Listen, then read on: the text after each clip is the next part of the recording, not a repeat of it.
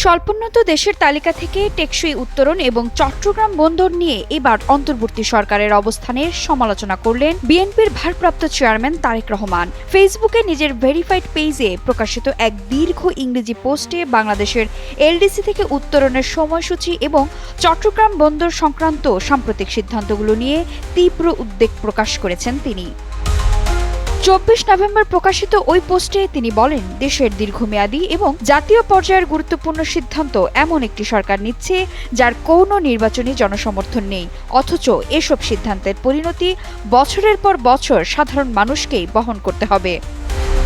পোস্টের শুরুতে গাজীপুরের এক ছোট পোশাক কারখানার মালিকের উদাহরণ তুলে ধরেন তিনি। 10 বছর ধরে ব্যবসা গড়ে ওঠার পর হঠাৎ রপ্তানি শুল্ক সুবিধা কমে গেলে কিভাবে সেই উদ্যোক্তা অর্ডার হারান, শ্রমিকদের বেতন দিতে হিমশিম খান, এইসব বাস্তবতাকে সামনে আনেন তারেক রহমান। একইভাবে তিনি উল্লেখ করেন নারায়ণগঞ্জের এক তরুণীর পরিবারের সংকটের কথা, যাদের আয়ের বড় অংশ নির্ভর করে ওভারটাইমের ওপর। রপ্তানিতে চাপ বাড়লে প্রথমেই ওভারটাইম কমে, এরপর পালা কাটে, শেষে চাকরিও হারানোর ঝুঁকি দেখা দেয়। এই নীরব সংকট কিভাবে লাখো মানুষের জীবনে আঘাত আনে তার লেখায় তুলে ধরেন তিনি। তারেক রহমান দাবি করেন 2026 সালে এলডিসি থেকে উত্তরণের সময়সূচি বজায় রাখার সিদ্ধান্ত সম্পূর্ণ রাজনৈতিক, কিন্তু সিদ্ধান্তটি নিচ্ছে এমন এক অন্তর্বর্তী সরকার যাদের হাতে জনগণের ম্যান্ডেট নেই, অথচ তারা দেশের আগামী কয়েক দশকের অর্থনীতিতে ব্যাপক প্রভাব ফেলবে এমন প্রতিশ্রুতি দিচ্ছে। তারেক রহমান আরও উল্লেখ করেন, সরকার বলছে এলডিসি উত্তরণের সময় পিছিয়ে নেওয়া যাবে না, জাতিসংঘ এটি অপমানজনক মনে করবে, কিন্তু বাস্তবে অ্যাঙ্গোলা, সামোয়ার মতো দেশ সময়সীমা পুনর্নির্ধারণ করেছে। এমনকি অর্থনৈতিক ঝুঁকিতে থাকা দেশগুলোর ক্ষেত্রেও জাতিসংঘ নমনীয়তা দেখিয়েছে। তারেক রহমান প্রশ্নও রাখেন, তাহলে আমরা কেন নিজেদের বিকল্পগুলো আগে থেকে বাদ দিচ্ছি? আলোচনার টেবিলে যাওয়ার আগেই কেন নিজেদের দর কষাকষির শক্তিকে দুর্বল করছি?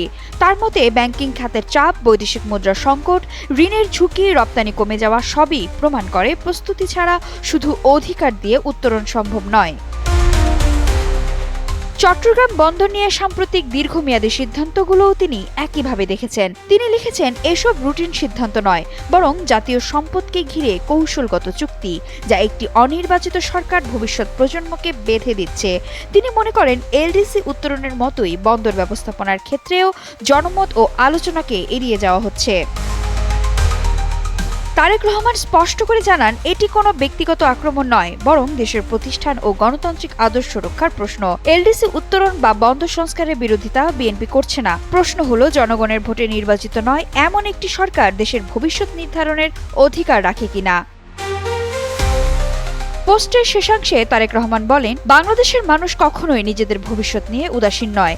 তারা সম্মান, অংশগ্রহণ এবং নিজের কণ্ঠের মূল্য দিতে চায়। সেই কারণেই তিনি 2026 সালের ফেব্রুয়ারি জাতীয় নির্বাচনকে একটি গুরুত্বপূর্ণ সুযোগ হিসেবে দেখছেন। তিনি পোস্টে লিখেন, 2026 সালের ফেব্রুয়ারি নির্বাচন বাংলাদেশের জনগণের জন্য কথা বলার, নির্বাচন করার এবং একটি সহজ সত্য পুনর্ব্যক্ত করার সুযোগ। এদেশের ভবিষ্যৎ গড়ে তোলার অধিকার শুধু তাদেরই, যারা এখানে বাস করে এবং সবার আগে বাংলাদেশে বিশ্বাস করে।